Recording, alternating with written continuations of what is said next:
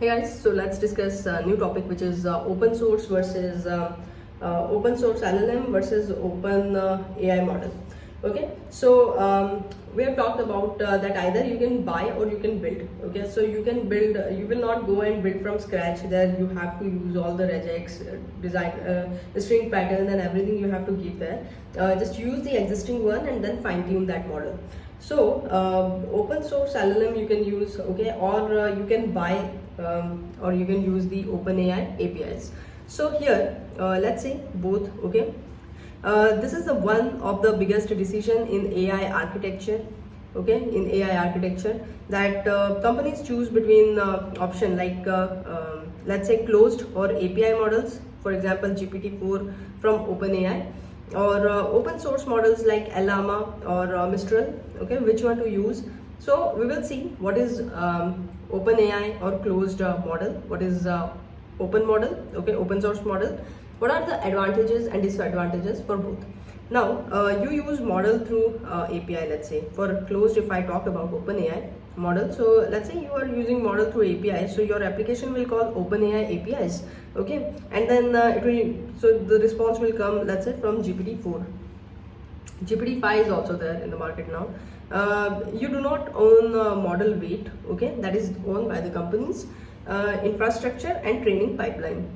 So provider manages everything. Now what is open source model? So here model weights publicly available, okay, example Llama, Mistral, DeepSeek, Gemma. So you can download it, you can fine tune it, okay, train it, and then you can self-hosted it and then customize it.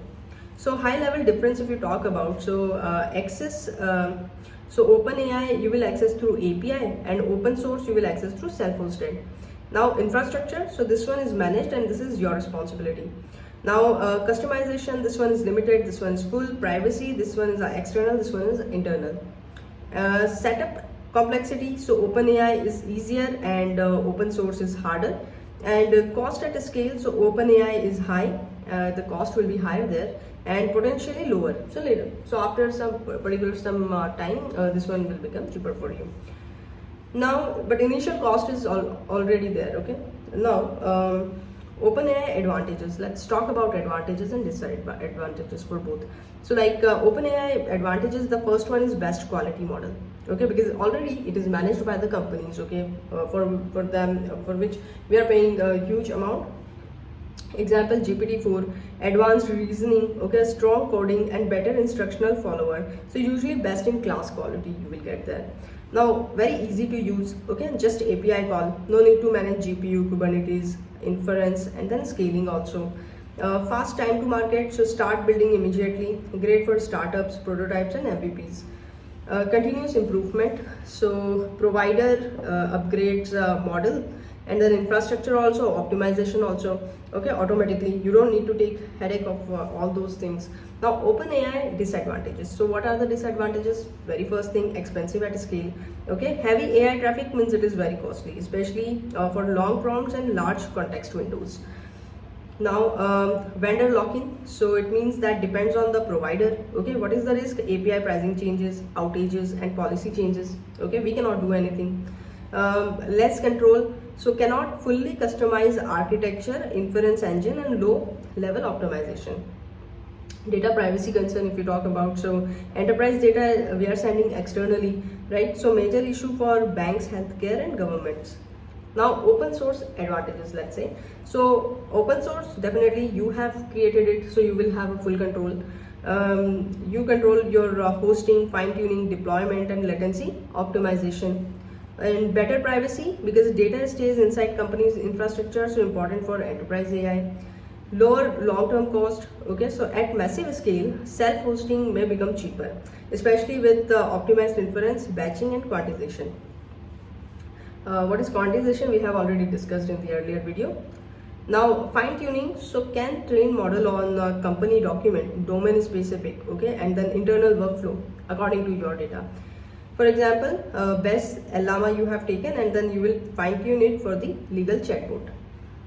Now open source disadvantages. So What will be the disadvantages of open source? Operational complexity, okay, need experts in GPUs, inference optimization, and need expertise in GPU, inference optimization, Kubernetes, and auto scaling. Infrastructure cost you need to bear, like GPU clusters and storage and monitoring, usually lower quality than GPT-4.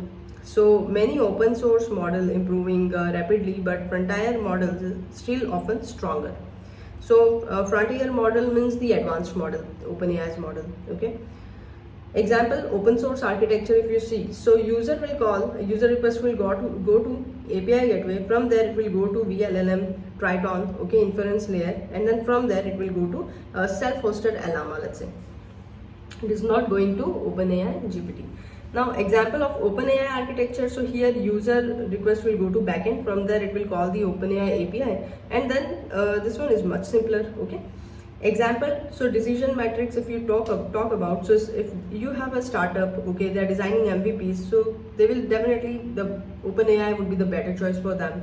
If it's an internal banking chatbot, then again open source, go with the open source, okay. Massive AI, because it is the it will be the smaller model, okay, and self-hosted model, and then your privacy issue would not be there. Now massive AI traffic, if it is there, then again open source is good. Need best reasoning, OpenAI. Fast development, OpenAI. Full customization, open source, okay. Now performance trade-off, so you can see that quality is would be higher in OpenAI, and it is improving in open source. Now cost at scale, so for OpenAI it is expensive, for open source it is lower, okay. Then setup effort, so in OpenAI it is easy, and for open source it is hard because you have to set up from scratch. Flexibility, OpenAI it is limited, and open source it is higher. Privacy, so OpenAI it is lower, and open source, which is self-hosted, would have the higher privacy. Now real technology is used, so OpenAI usage, okay, what technology? API, so just go with the API. Now open source serving, so just go with the vLLM. GPU orchestration will use Kubernetes there, quantization will use TensorRT, fine-tuning will use LoRA. Now typical enterprise journey, what it would be, so start with OpenAI first, okay, then validate the product, and if the traffic grows, then introduction open source model, and then the hybrid AI platform you will be using, for some open source, for some OpenAI. So that's it. Thank you.